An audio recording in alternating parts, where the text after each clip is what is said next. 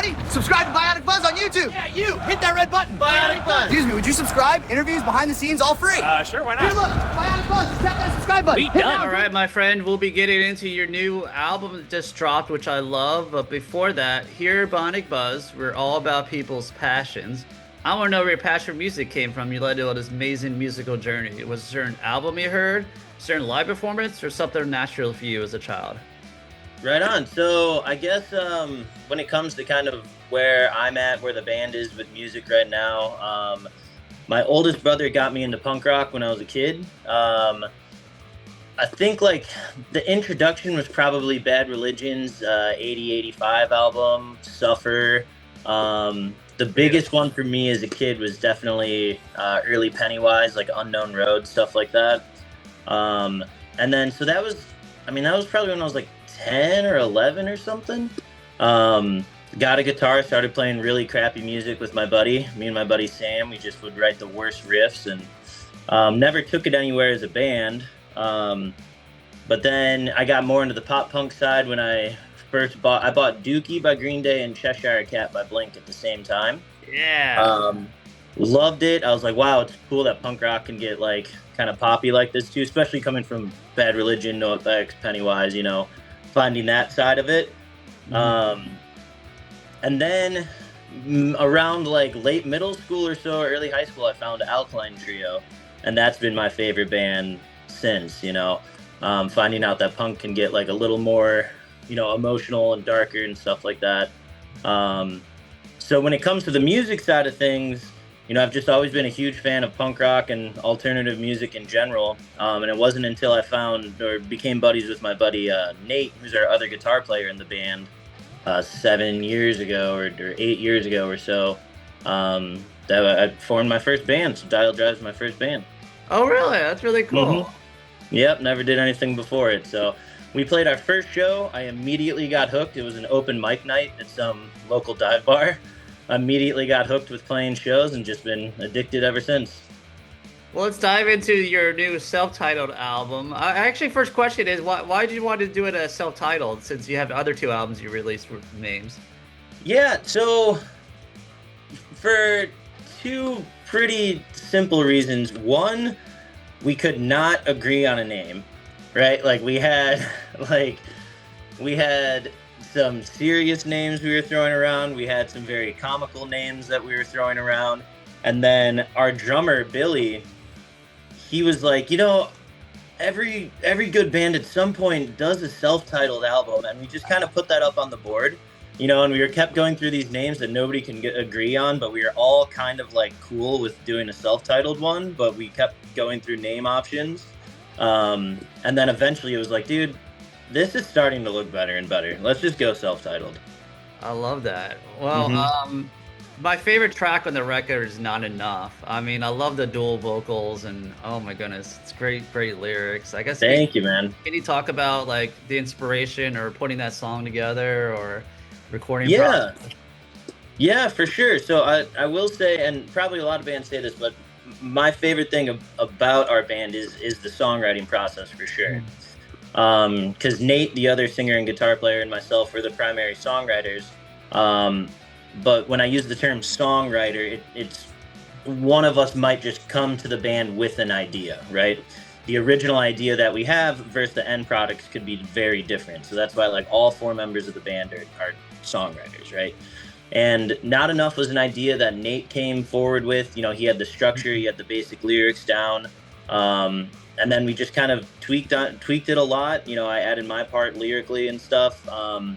And the concept of it is, it's right in the title. It's just kind of the feeling of, you know, the vibe of feeling that you're not enough, right? No matter what the situation is.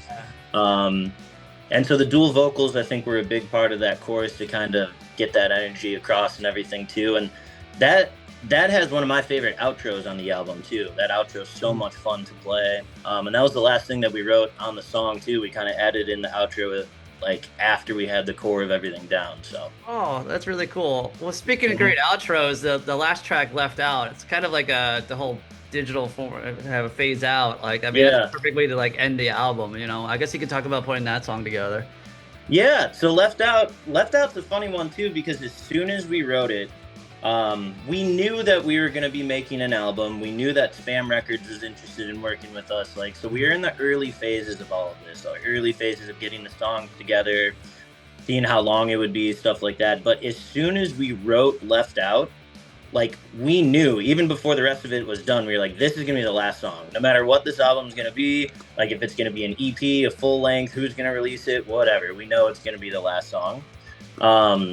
And that's kind of a similar vibe to, you know, Not Enough. It's just, you know, the vibe of, you know, thinking that things are passing you by, you know, mistakes that you might have made, to kind of get yourself in a position where you see things like, you know, moving on, you know, past where you are. And so that outro, just that little glitch at the end, our old drummer and our old bass player, AJ, he helped with a lot of the producing on this album. Mm-hmm. He was sending us back mixes with my cousin, Happy, who was the producer on the album. They were sending us mixes, and then the final mix, I don't even think he asked if he could put it in or anything. The final mix, he sent it over. He's like, here you go. We listened to it. It got to the end, and we were like, nice. I like that little that little piece that you added in at the end. It's just a great way to kind of tie up the album. I think it's amazing. I really love the artwork for the album. I mean, all your albums are great, I guess. I mean, it's one thing I love about usually like the punk rock albums. They always put like effort into artwork in the albums. Yeah.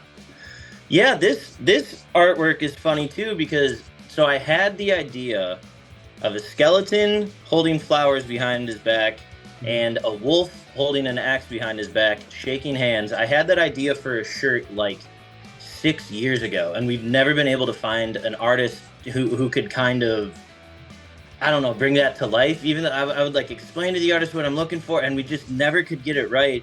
And we were trying to get album artwork for this after we knew it was going to be self-titled.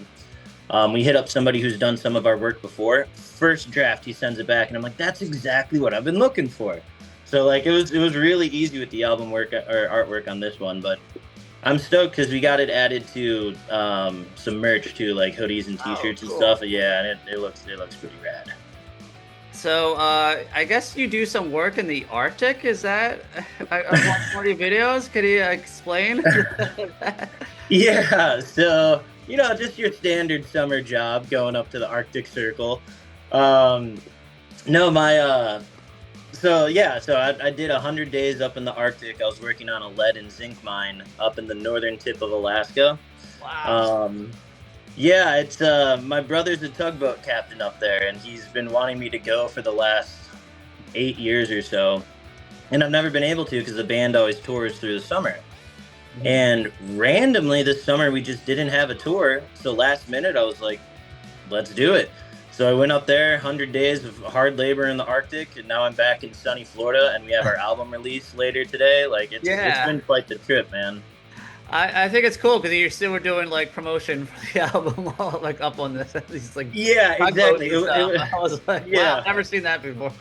Yeah, it was not a break from the business side of the band at all. That's for sure. While I was up there, still making contact, talking with the label, all that stuff. Yeah. Well, I'm here in Winter Garden, Florida, in the Orlando area. I wish I knew about your show tonight, but I'm working tonight at Epcot. But I guess, right on. Yeah, you got some other shows coming up. You're going to be in Gainesville for a festival. Yep. And how many new songs from the new album are you going to be playing? Well, tonight we're doing all of them, and then so that's gonna be quite the feat. I've only been back now for 2 weeks from the Arctic, so we've been practicing as much as we can. And then at Fest, we'll probably, more than half our set, at least 6 songs or so from the new album. And then from here on out, probably a good chunk. Awesome. Anything else in the works you're allowed to talk about before I let you go? So, we have some tour plans for the new year, but I am pretty excited. People seem to be digging this album, and we love our home state of Florida.